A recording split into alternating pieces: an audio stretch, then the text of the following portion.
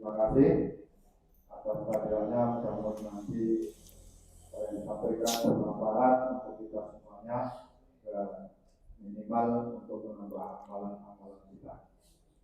Untuk itu mari kita buka bersama kajian pada pagi hari ini dengan lafal basmalah bersama-sama. Bismillahirrahmanirrahim. Terima kasih kepada Ustaz. Silakan. Mari kita buka dulu dengan lafal basmalah. Kembali ya, kita buka lagi. Lupa apa tadi ya? Kita buka lagi dengan lafal basmalah bersama-sama. Bismillahirrahmanirrahim. Silakan. Assalamualaikum warahmatullahi wabarakatuh. Alhamdulillahilladzi arsala rasulahu bil huda wa dinil haq liyudhhirahu 'ala dini kulli walau karihal kafirun. Asyhadu an la ilaha illallah wahdahu la syarikalah wa asyhadu anna Muhammadan 'abduhu wa rasuluh. Allahumma shalli wa sallim wa barik ala Muhammadin wa ala alihi wa ashabihi ajma'in, amma ba'd. Ma'asyiral muslimin rahimakumullah, para alim, para senior yang kami hormati, serta seluruh hadirin yang semoga senantiasa dirahmati Allah Subhanahu wa ta'ala. Bersyukur kepada Allah atas semua nikmat yang Allah berikan pada kita. Salawat dan salam semoga terlimpah pada Nabi kita, Nabi Muhammad Sallallahu Alaihi Wasallam. Juga keluarga beliau, para sahabat, serta orang-orang yang terus setia mengikuti dan memperjuangkan ajarannya sampai hari kiamat. Kita lanjutkan materi. Saya diberi judul penguatan ekonomi Islam. Ternyata ini temanya dibuat selalu penguatan ekonomi Islam. Oleh karena itu marilah kita kaji beberapa ayat dan hadis yang berkaitan dengan ekonomi umat Islam. Bapak Ibu hadirin yang dirahmati Allah, kita bahas ayat dan hadis serta kaidah-kaidah tentang penguatan ekonomi Islam. Yang pertama, prinsip dalam Islam, Al-Quran memerintahkan kepada umatnya supaya mencari rizki dan bekerja. Suratnya surat Al-Jumu'ah ayat 10 dan surat Al-Mulk ayat 15. Ini dasar di antara ayat yang memerintahkan kita supaya bekerja. A'udzu billahi minasyaitonir rajim. Fa idza qudiyatis sholatu fantashiru fil ardi wabtaghu min fadlillah wadhkurullaha katsiran la'allakum tuflihun. Al-Jumu'ah ayat 10. Apabila telah diselesaikan, ditunaikan sholat Jumat itu, fantashiru fil ardi, maka bertebaranlah kamu di bumi. Wabtaghu min fadlillah, dan carilah karunia Allah. Wadhkurullaha katsiran la'allakum tuflihun, dan zikirlah kamu yang banyak agar kamu mendapatkan kemenangan, keberuntungan. Umat Islam tidak boleh bermalas-malasan. Memang kalau kita lihat kaidah usul fikih, ayat ini berkaitan dengan ayat 9-nya. Di ayat 9 Allah menyuruh idza nudiya lis-sholati mi yaumil jumu'ati fas'au ila dzikrillahi wa dzarul bai'. Ketika dikumandangkan untuk melaksanakan sholat Jumat, maka bersegeralah kamu untuk ingat kepada Allah dan tinggalkanlah jual beli. Di situ ada kata wadharul bai, tinggalkan jual beli. Nah, ayat 10-nya, ketika sholat Jumat telah ditunaikan, maka bertebaranlah kamu di muka bumi untuk mencari karunia Allah. Di tengah-tengah mencari karunia Allah itu tetap harus zikir yang banyak. Ya, artinya kita mencari rezeki pun didasarkan pada ingat kepada Allah Subhanahu wa taala, yang dengan itu akan mendapatkan keberuntungan. Kalau kajian fikihnya atau usul fikih, al-amru ba'dan nahyi yufidul ibahah, bahwa perintah setelah larangan itu menunjukkan boleh.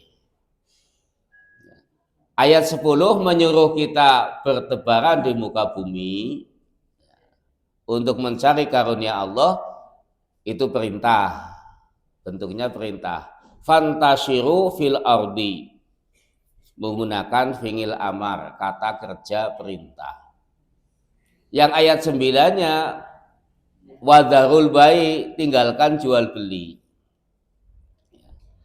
Jadi ketika ada perintah setelah larangan, itu kaidah usul fikihnya al-amru ba'dan nahyi yufidul ibahah, bahwa perintah setelah larangan itu menunjukkan boleh. Artinya setelah sholat Jumat ya, dibolehkan untuk meneruskan aktivitas lagi, melakukan perdagangan serta aktivitas yang lainnya untuk mencari karunia Allah. Ini kalau kita kaitkan dengan ayat 9-nya. Di ayat 9 dilarang jual beli. Makanya yang punya toko pas hari Jumat, ya kalau tidak tutup ya yang jaga jangan laki-laki. Nanti hasilnya menjadi haram. Karena ada larangan gitu tuh. Kemudian kadang-kadang sudah azan, kalau saya ya di sekolahan anak-anak masih beli cilok gitu ya. Yang jual maupun yang beli kan tidak boleh, itu melanggar perintah, melanggar larangan dari Allah. Makanya ada istilah haram li ghairihi, haram karena yang lain gitu ya. Jual beli, ini hanya contoh saja ya. Cilok misalnya itu kan halal, kalau bahannya itu halal. Tapi kalau itu dilakukan hari Jumat menjadi haram karena ada larangan. Kembali ke ayat ini, ayat 10 yang berkaitan dengan mencari rizki. Allah menyuruh kita bertebaran di muka bumi mencari karunia Allah. Kemudian di surat Al-Mulk ayat 15, Al-Mulk ayat 15, A'udzubillahi minasyaitonirrajim. Huwallazi ja'ala lakumul ardo zalulan. Dialah Allah yang menjadikan untukmu di bumi ini zalulan, mudah. Famsu fi manakibiha, oleh karena itu berjalanlah kamu di seluruh penjuru bumi ini. Wa kulu min rizki, dan makanlah dari rizkinya. Wa ilaihin nusur, dan kelak kamu akan kembali dibangkitkan. Surat Al-Mulk ayat 15. Dua ayat ini memerintahkan kita untuk bertebaran di muka bumi mencari karunia Allah, dan Allah sudah beri jalan yang mudah. Artinya bumi ditaklukkan oleh Allah agar kita bisa menyusuri semua penjuru bumi dengan mudah. Bisa jalan kaki, naik sepeda, naik motor, mobil, naik perahu, naik getek kalau zaman dulu ya, naik pesawat. Artinya dimudahkan. Jadi kita tidak boleh berdiam diri di rumah saja, tapi kita supaya bergerak, ada pergerakan. Oleh karena itu orang yang berjuang untuk ekonominya secara mandiri itu hakikatnya juga berjihad.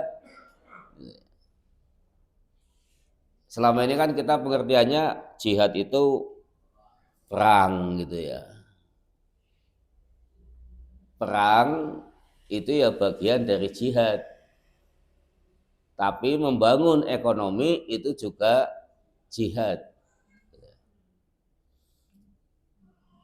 Memang sejarah itu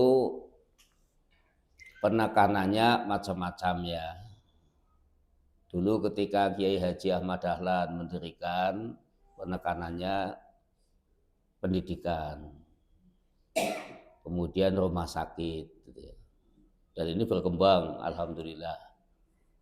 Nah, kemudian penguatan ekonomi, ini juga harus menjadi gerakan. Bapak Ibu hadirin yang dirahmati Allah, itu pertama diantaranya beberapa ayat yang berkaitan dengan perintah mencari rezeki. Kemudian yang kedua,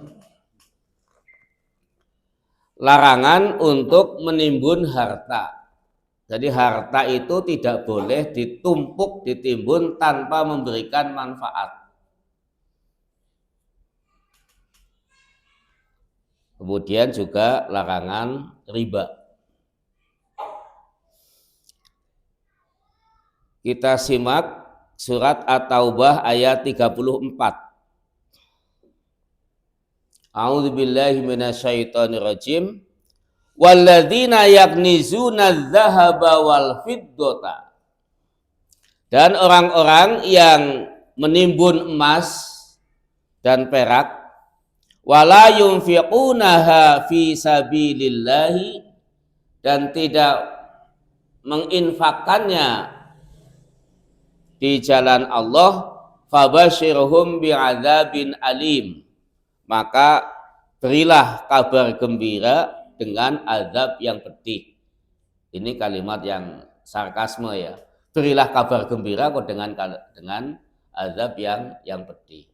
Maksudnya berilah kabar kepada mereka bahwa akan mendapatkan siksaan yang pedih. At-Taubah ayat 34. Ini ayat melarang untuk menimbun harta tanpa dikeluarkan infaknya. Beberapa waktu yang lalu kita sudah menyinggung ya. Jadi kalau kita benar dalam berekonomi gitu ya, umat Islam itu supaya sebagian dari hartanya itu diwujudkan dalam bentuk emas. Emas itu bukan untuk disimpan ditimbun.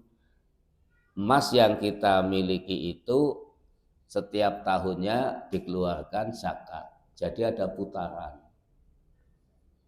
Menyimpan emas itu ada putaran zakat. Tapi kalau emas itu hanya ditimbun tanpa ada dikeluarkan zakat, dikeluarkan infaknya di jalan Allah, ya ekonomi menjadi tidak berputar. Apalagi kalau emasnya hasil korupsi, mumet. Makanya kadang-kadang ya Allah, korupsi ini belum selesai, tambah lagi lo emas 74 kilo mandek nang berangkas, lu masnya siapa lu genah gitu.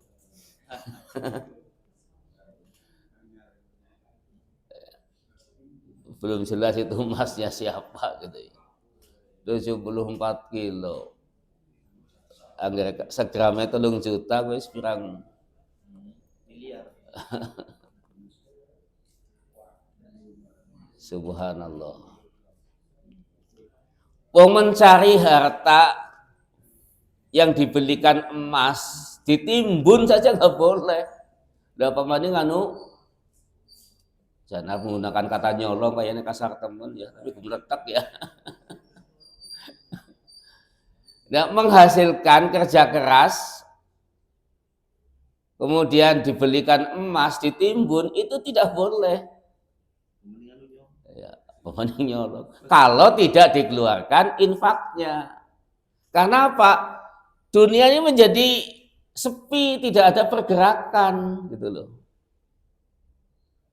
Tidak ada pergerakan putaran dari kekayaan itu. Makanya Islam memerintahkan emas yang disimpan itu dikeluarkan zakat. Kalau emas yang dipakai, ya, emas yang dipakai nggak diwajibkan zakat. Tapi kan memakai emas kayaknya dihitung nggak ada seon lah ya perhiasan itu. Tidak ada seon.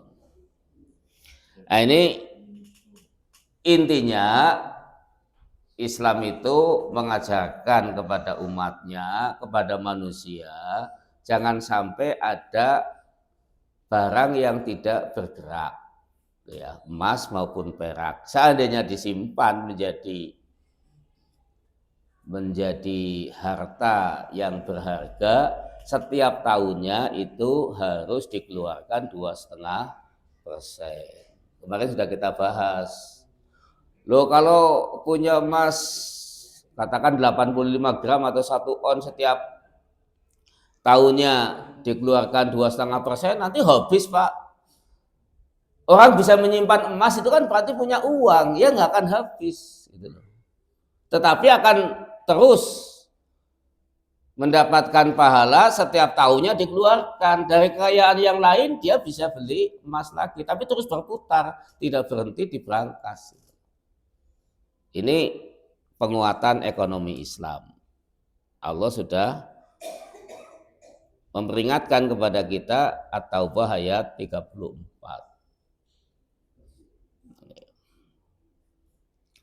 Nah kita terus terang saja ekonomi banyak yang dibangun dengan sistem riba. Nah ini sekarang kita bicara perdagangan. Apa bedanya riba dengan dagang? Kalau riba itu pinjam emas 1 gram dikembalikan 1,2 gram, itu riba. Tapi kalau kita pinjam emas 1 gram dikembalikan 1 gram, itu bukan riba, pinjam meminjam.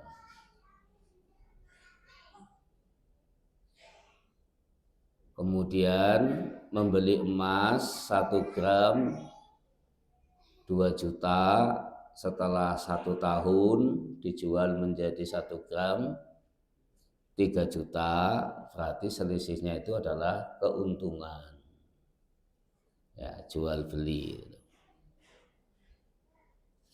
Dan harga emas itu kalau dinilai dengan mata uang selalu naik karena emas tidak mengalami inflasi, penurunan nilai mata uang. Kemarin saya cerita ada teman bangun masjid, beli tanah, karena dananya kurang, pinjam sama orang kaya emas 2 on. Setelah setahun lebih pemilik emasnya nagih ke panitia. Waktu pinjam 2 on dijual hanya 200 juta. Nah sekarang 2 on itu harganya sampai 300 juta gitu ya. Nah 100 juta itu bukan riba ya. Karena bukan tambahan, karena pinjamnya emas gitu loh. Makanya kalau pinjam emas ya jangan kesuwen, nanti harganya naik, tambahannya menjadi banyak. Nah yang punya emas, misalnya 2 on tadi, kan dia harus mengeluarkan zakat 5 gram. 5 gram kali 3 juta, kan berarti 15 juta. Gitu ya. Setiap tahunnya dia harus mengeluarkan zakatnya. Setiap tahunnya, bukan hanya sekali. Saya pernah ditanya, ada dokter spesialis konsultasi, Pak, dari hasil kerja saya, kemudian saya belikan emas, apakah wajib disakati? Ya wajib, saya jawab.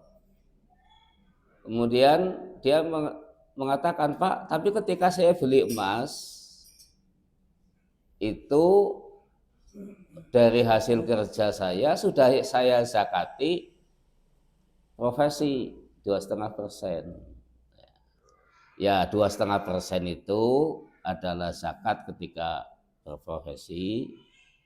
Ketika diwujudkan dalam emas dan disimpan,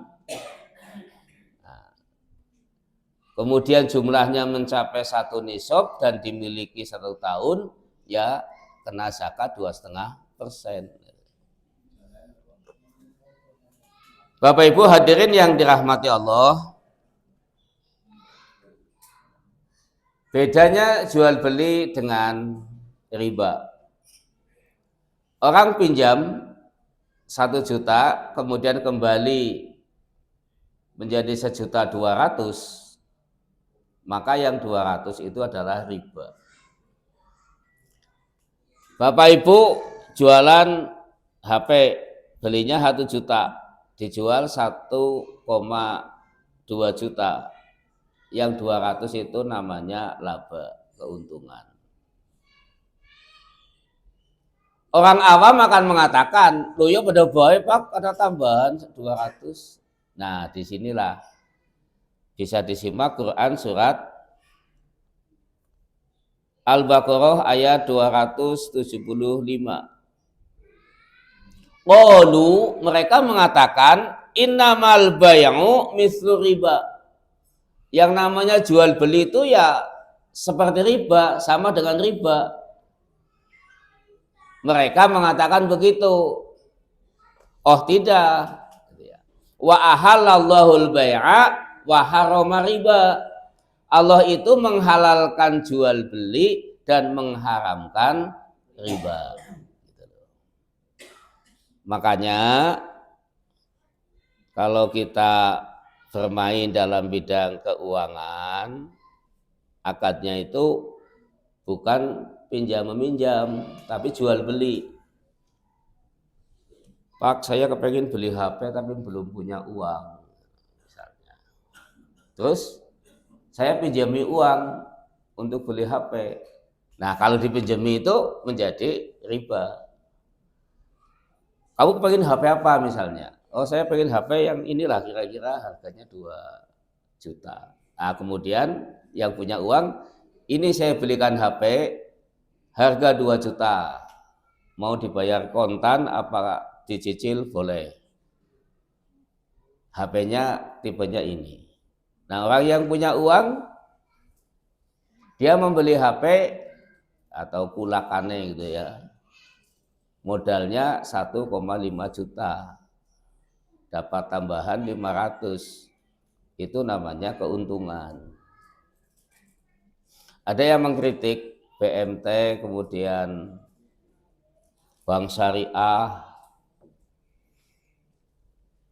Pak, apa bedanya sih Bank Syariah dengan bank konvensional? Bank Syariah itu malah bunganya lebih besar. BMT atau BTM bunganya lebih besar. Ya kalau mengatakan bunga ya begitu. Jadi itu keuntungan. Orang mengambil keuntungan mau besar mau kecil ya boleh. Yang namanya perdagangan itu antara dimingkum, suka sama suka. Gitu. Nah, disinilah pentingnya memahami ada akad. Nah, makanya ada yang mengkiaskan begini. Bedanya apa sih nikah dengan zina? Nah, ini ekstrim banget ya. Ekstrim banget membuat kiasnya. Ya mohon maaf. Itu kan terletak pada akad. Ya, terletak pada akad. Dengan akad itu hubungan laki perempuan menjadi halal, itu yang namanya nikah. Kalau zina itu tanpa akad, walaupun dikasih, mohon maaf ya, walaupun pihak perempuannya dikasih uang ratusan juta, gitu kan. Karena tanpa akad itu menjadi tetap haram gitu.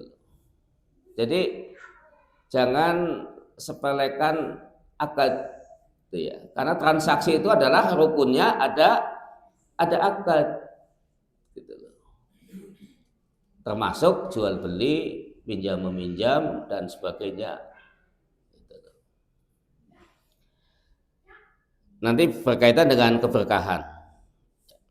Jadi surat Al-Baqarah ayat 275 itu jelas. Mereka mengatakan bahwa jual beli itu sama dengan riba. Tidak. Wa ahallallahul bai'a wa harrama riba. Allah itu menghalalkan jual beli dan mengharamkan riba. Kita jangan hanya melihat di permukaannya saja. Seandainya tidak ada hukum nikah nih, misalnya contoh ini, akan seperti apa dunia ini?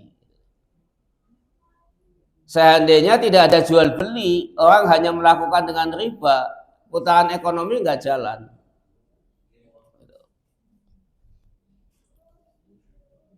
Karena riba itu menambahkan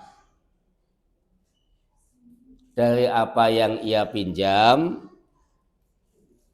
bagi orang yang mendapatkannya itu, dia akan hidupnya sempoyongan seperti kesetanan.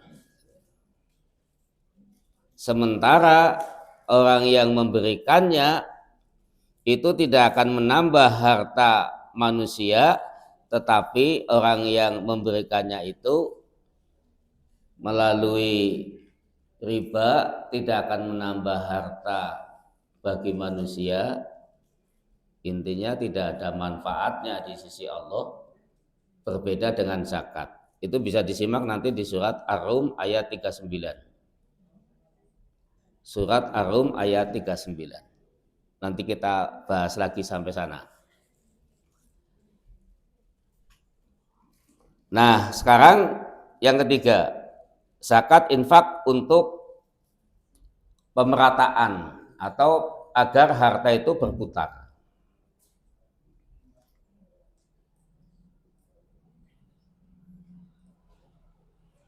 Kaila yakuna dulatam bainal aghniya minkum. Ya, makasih. Supaya jangan harta itu berputar di kalangan orang kaya saja.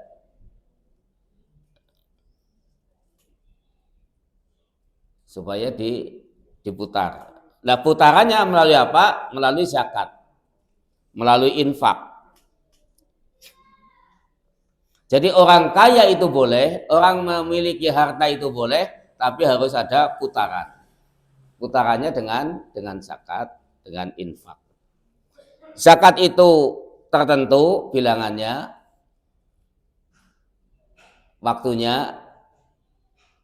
Kalau infak tidak dibatasi. Makanya orang punya aset banyak tetapi tidak berputar gitu ya. Itu hakikatnya mendolimi orang lain gitu ya. Karena tidak ada putaran. Sementara harta itu harus bergerak, harus berputar melalui zakat dan infak. Ini beberapa ayat yang berkaitan dengan ekonomi. Kemudian hadis. Satu, bahwa tangan di atas itu lebih baik. Hadis Nabi riwayat Bukhari dan Muslim an Ibni Umar radhiyallahu anhu qol, bahwa dari Ibnu Umar radhiyallahu anhu berkata, qala Rasulullah sallallahu alaihi wasallam, Rasulullah bersabda, al yadul ulya, tangan yang di atas, khairum minal yadis sufla, itu lebih baik dari tangan yang di bawah. Ya, hadis ini jangan dipahami secara bahasa saja gitu ya. Pengertiannya, tangan yang di atas itu yang memberi, tangan yang di bawah itu yang menerima. Walaupun bisa saja secara praktek memberi tapi tangannya di bawah, yang minta tangannya di atas. Pengertiannya itu. Jadi memberi itu lebih mulia, lebih tinggi dari yang di bawah. Kemudian yang kedua, mukmin yang kuat lebih baik dari mukmin yang lemah. Ini kita kaji. Hadisnya riwayat Muslim. An Abi Hurairah radhiyallahu anhu qala Rasulullah sallallahu alaihi wasallam, al mu'minul qawiyyu, mukmin yang kuat, khairun, lebih baik wa ahabu ilallahi, dan lebih dicintai oleh Allah, minal mu'minid dhaif, dari mukmin yang lemah. Tapi ada kalimat belakangnya, wa fi kullin khairun.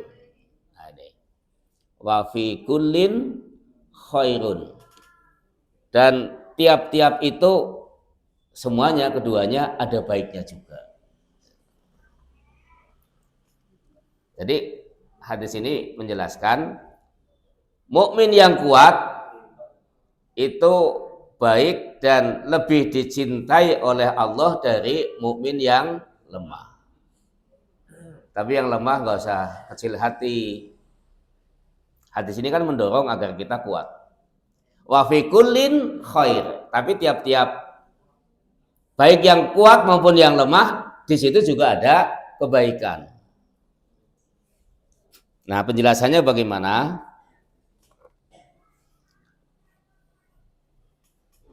Di antara beberapa ulama menjelaskan tentang hadis ini, kuat itu di mana? Kuat apanya? Satu, bisa kuat ekonomi, kuat iman dan tauhidnya. Kemudian kuat ilmunya, kuat fisik kesehatannya, kuat ekonomi dan kemandirian.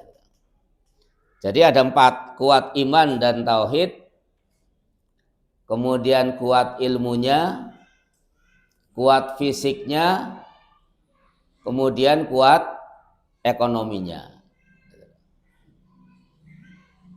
Kuat fisik juga penting. Kalau perang, nah, kalau fisiknya nggak bagus, jangankan perang, dalam dunia damai saja kita diperlukan untuk kuat fisik. Ngapunten ya, saya dulu waktu muda lihat orang tua sholat kok ngapunten itu ya, gerakannya nggak sempurna. Tapi setelah saya tambah tua, rasa kena, iya ya, gitu loh. Atahiyat kadang-kadang dengkulnya ora tekan gitu ya, lemu tambah tua gitu kan begitu. Jadi kuat fisik ya, untuk ibadah itu kita menjadi lebih sempurna. Kalau kita rajin lari-lari gitu ya, fisiknya sehat, ya gerakan dalam sholat juga lebih sempurna. Jadi penting juga, semuanya 4 hal ini penting. Kuat iman, kuat tauhidnya, tidak tergoda, tidak terjebak hal-hal yang negatif. Kemudian kuat ilmunya, orang Islam harus kuat ilmunya supaya tidak gampang dilomboni gitu ya, diantaranya gitu ya. Ya ilmu kan manfaatnya luas sekali. Nah, orang Islam katanya gampang banget dilomboni sih. Yaitu diantaranya belum kuat ilmunya. Makanya kadang-kadang kita gimana ini ya, kayaknya gandum main banget agar jadi bahasa wis dadi kayak nah ini. Jadi kita harus kuat ilmunya supaya bisa ya ngapunten lang ya. Wong pilihannya wong ora berilmu ya cenderung apa yang dipikirkannya kan begitu. Tapi kalau pilihannya orang berilmu, pertimbangannya kan keilmuan. Kita kan lagi terjebak 5 tahun nasib kita ke depan itu sudah dibayar di depan 100.000, 50.000. Aduh berat. Makanya ya anggar bicara politik, bicara ekonomi kayaknya kon langsali teman umat Islam. Ya udahlah kita nggak usah terlalu tinggi ya, bukan tambah mumet. Tapi mari kita pahami gitu ya. Untuk bisa bagaimana kita menjadi lebih kuat pada tingkatan kita masing-masing gitu ya. Kita terus menguatkan diri, membina tauhid iman kita. Kita juga terus cari ilmu, menambah keilmuan kita agar lebih kuat. Kita juga ikhtiar dengan pola hidup sehat, ya. Pola makan yang sehat, olahraga, supaya kita menjadi kuat. Kemudian kita juga berusaha mandiri secara ekonomi sehingga tidak membebani orang lain gitu ya. Nah, ayat hadis ini ada kalimat wa fi kullin khair. Nah, ini mandan ngeneng-ngenengi sing lemah gitu ya. Tapi kedua-duanya itu baik jika dijaga kemuliaannya. Gitu ya.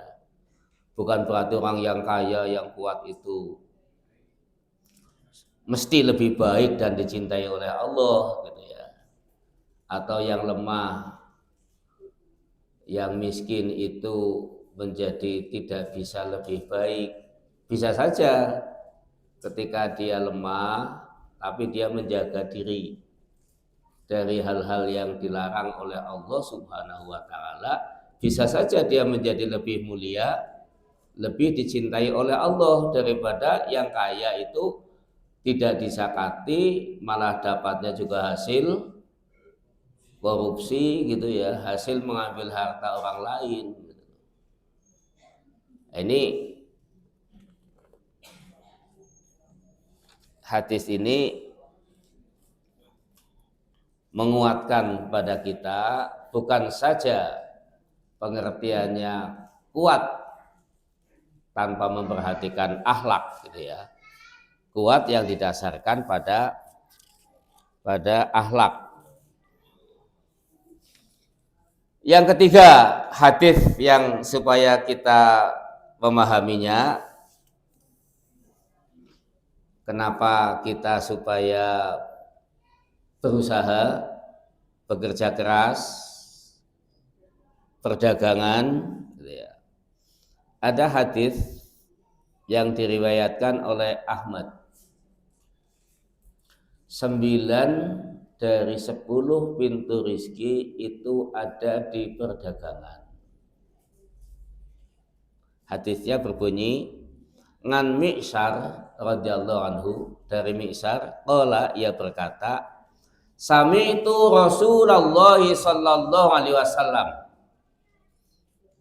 yaqul, saya mendengar bahwa Rasulullah sallallahu alaihi wasallam bersabda, tis'atu asyari rizqi, 9 dari 10 rizki itu fit tijarah, ada pada perdagangan. 9 dari 10 jalan mendapatkan rizki itu fit tijarah, ada pada perdagangan. Hadis riwayat Ahmad. Orang bekerja, ya mohon maaf, dia mendapatkan gaji UMR. Nah sekarang UMR itu naiknya tidak saben tahun. Ya penghasilannya tekan pensiun ya kurang lebih segitu. Dan putarannya tidak luas, tidak banyak. Makanya analisanya dari hadis ini, 9 dari pintu rizki ada di perdagangan. Analisanya 1, perdagangan itu ada putaran. Jadi uang itu berputar. Dan setiap putaran itu akan memberikan kemanfaatan. Baik yang menjual maupun yang membeli. Kemudian dengan perdagangan membuka lapangan kerja lebih luas.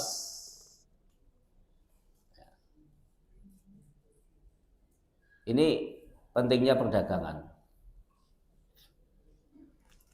Ya mohon maaf ya, di Purwokerto sekarang dagang apa yang lagi rame? Kuliner. Kuliner. Kuliner kan katanya sepele lagi.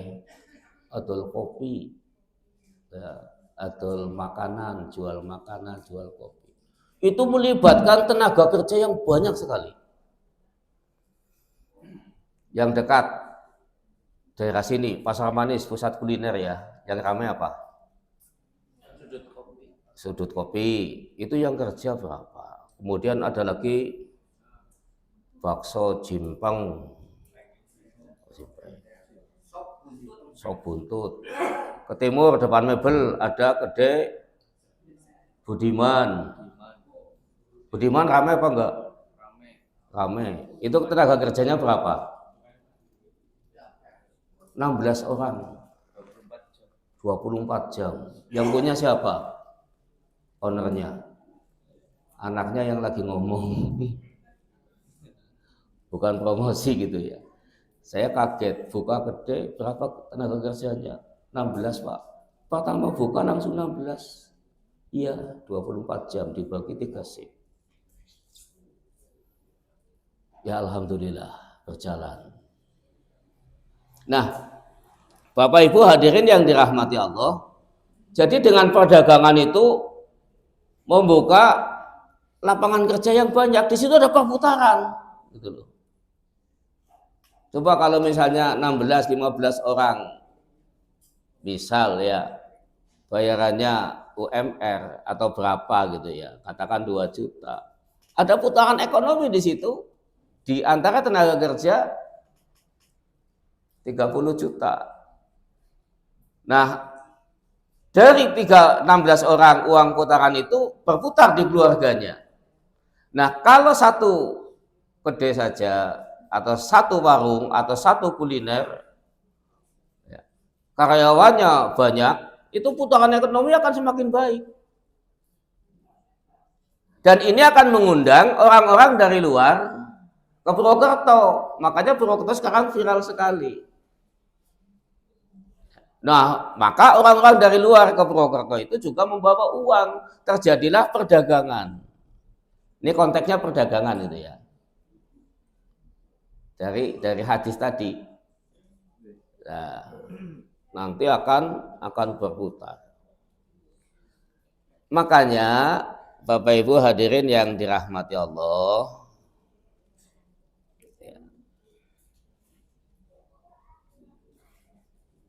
berdagang itu membuka lapangan kerja. Kemudian yang ketiga, analisa dari hadis ini, dengan berdagang itu latihan tawakal. Yang kemudian diikuti dengan ikhtiar. Jadi tawakal dulu Pak, ikhtiar dulu. Nah, ini yang sering tawakal dulu baru ikhtiar. Tawakal dulu baru ikhtiar. Yakin bahwa kita itu rizkinya sudah dijamin oleh Allah. Berangkatnya dari situ. Kemudian lakukan Sebenarnya bukan ikhtiar ya, kasab. Ikhtiar itu kan pilihan. Yang tepat, lebih tepat adalah kasab, usaha. Jane wong Jawa ya ngerti kasab nggih? Pak badhe pundi arep kasab. Cuma kesannya kalau kasab bahasa Jawa kasar gitu ya. Kasab itu artinya usaha. Mimma kasabtum, dari apa-apa yang kamu usahakan. Kalau ikhtiar kan pilihan. Kita hidup ini kan pilihan. Arab dari bakul, dari pedagang, dari petani, dari pekerja, itu pilihan. Jadi kita tawakal dulu, kemudian usaha. Bukan usaha terus tawakal. Kita ingat, coba. Ketika Nabi Ibrahim membawa istrinya Hajar dengan putranya Ismail diletakkan di lembah yang tidak ada makanan, tidak ada minuman, dan tidak ada siapapun. Yang secara teori bisa matilah kasarannya. Bahasa kasarannya ya. Kemudian Ibrahim itu meninggalkan istri dan anaknya pergi. Istrinya ngikutin. Bertanya, apakah engkau akan meninggalkan kami di lembah yang tidak ada makanan, tidak ada minuman, dan tidak ada siapapun? Ibrahim diam, nggak menjawab. Jalan saja.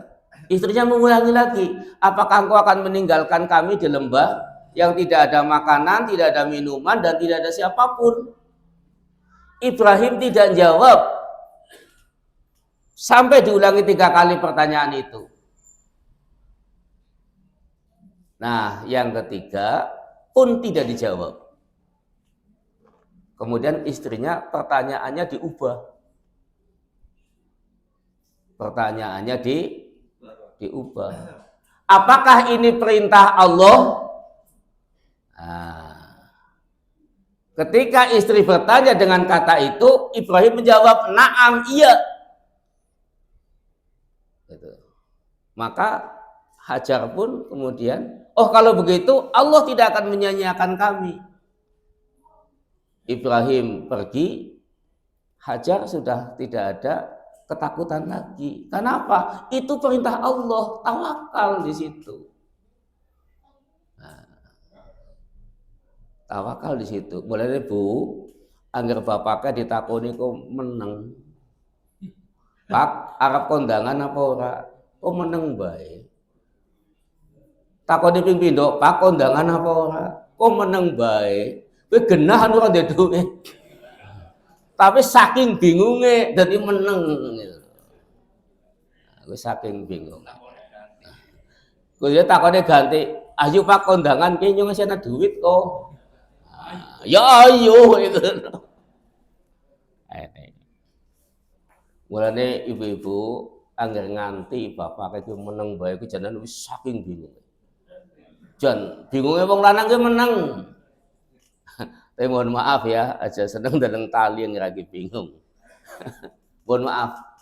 Makanya banyak orang yang bunuh diri itu kebanyakan laki-laki perempuan. Kebanyakan laki-laki. Ya, stres. Kalau ibu-ibu kan nggak stres, ngaji cerita. Ketemu tanggane nang pasar cerita. Ya. Kalau laki-laki kadang-kadang dipendam. Kembali, jadi dengan perdagangan orang itu tawakal. Dagang ini udah jadi ganti dagang liane gitu loh. Dagang lainnya nggak jadi ganti lagi. Pokoknya percaya kepada Allah, dagang adalah bagian dari jalan mendapatkan rizki dan terus usaha.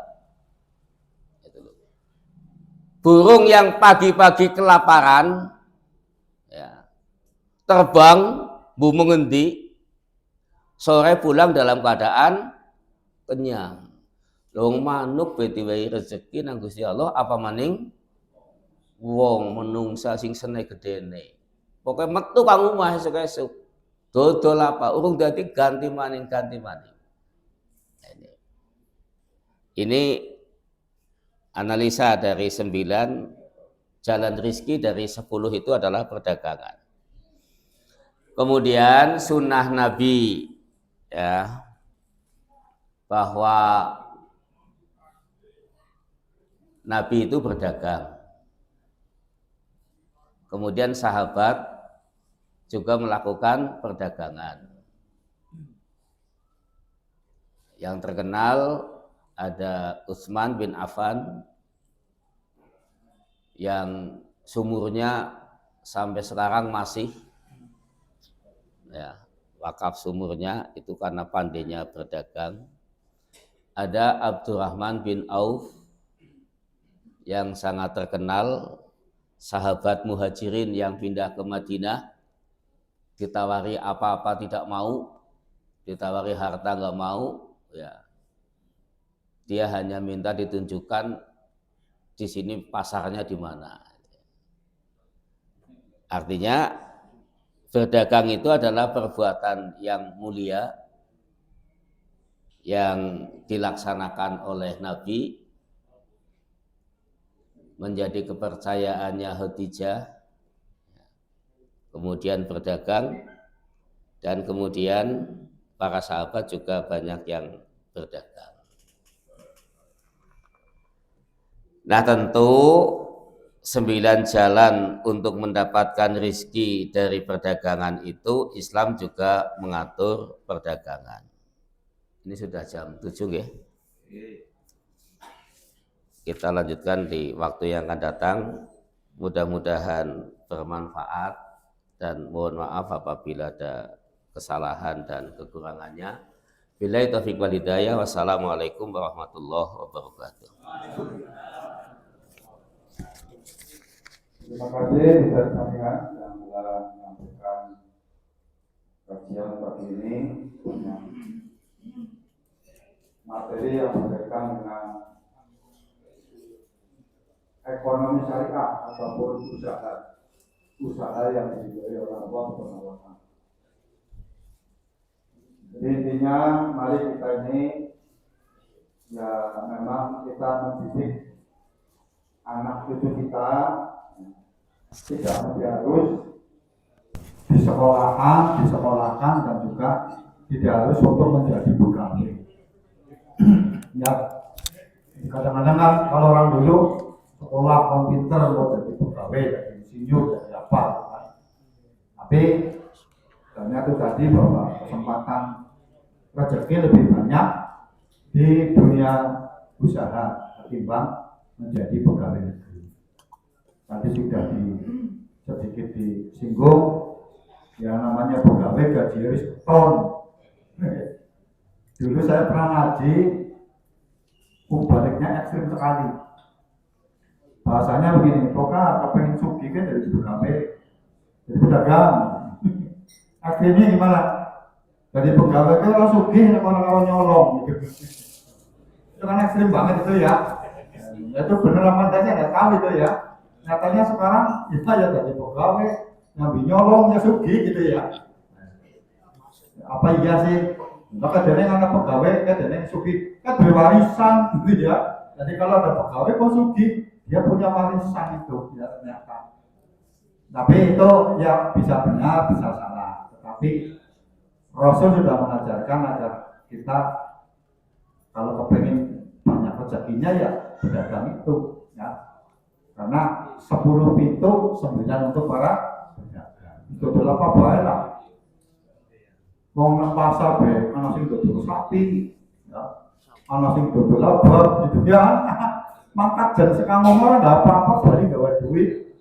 Ana sing dodol tali netok, dodol gadung gitu ya. Macam-macam itu. Kalau masuk pasar hewan itu ya, ana sing dodol gadung sapi ana, gadung wedhus ana, kan gitu kan. Keranjang wadah Topiana, keranjang wadah banyak ana, keranjang macam-macam ada itu. Jadi tergantung kita mau cari yang mana hasilnya kayak gitu ya. Jadi intinya om dagang itu sebenarnya kan duit. Ya, agar pegawai kan anak kosongnya, anak istilah tambah 2 ya. Tapi setelah oleh tanggal lah orang dagang ya mesti nyekel duit. Nah, itu kaitannya dengan persoalan tadi, usaha. Mari kita motivasi anak kita juga ya, jadi pengusaha ya. Kalau berdagang mungkin katanya ya mungkin belum level, tapi kalau tingkatannya sudah saudagar, nah itu ya. Bedalah dia saudagar berarti di atasnya pedagang. Saudagar itu pedagang yang sukses kayak gitu ya. Kalau pedagang mungkin lagi tahap mengawalinya. Kemudian ibu bapak yang terpenting, mari kita pro kepada ekonomi rakyat gitu ya. Ekonomi Islam itu ya ekonomi kerakyatan, ekonomi yang saling ta'awun, saling menolong, itu ekonomi Islam. Jujur di situ ya, dibangun kejujuran. Ibu saya kemarin telah menyinggung ya, saya bukan pedagang tapi kok dodol gitu ya, dodol buku, dodol apa gitu. Mengamati sekarang ini banyak pengusaha baru dengan cara baru ya, dengan gaya baru lah, dodol kopi, dodol macam-macam, caranya seperti itu ya, lain dengan dulu ya, asalan katanya diminit dengan baik, ternyata menjadi sebuah usaha atau bisnis yang berprestasi, yang prestasi dan prestis itu. Artinya dibanggakan, diharapkan dan sebagainya. Lalu kemudian ibu-ibu sekarang ini juga jangan sampai warga muslim itu yang nganggur gitu ya, jangan sampai. Mamanya di lingkungan kita, dibangun usaha di kalangan ibu-ibu, bapak-bapak yang sudah pensiunan gitu ya, di rumah buka kios, jual apalah, yang penting bisa berusaha. Saya kira itu ibu bapak tambahan dari kami, semoga bermanfaat ya. Dan Sabtu besok jadwalnya sih jalannya sih kalau di jadwalnya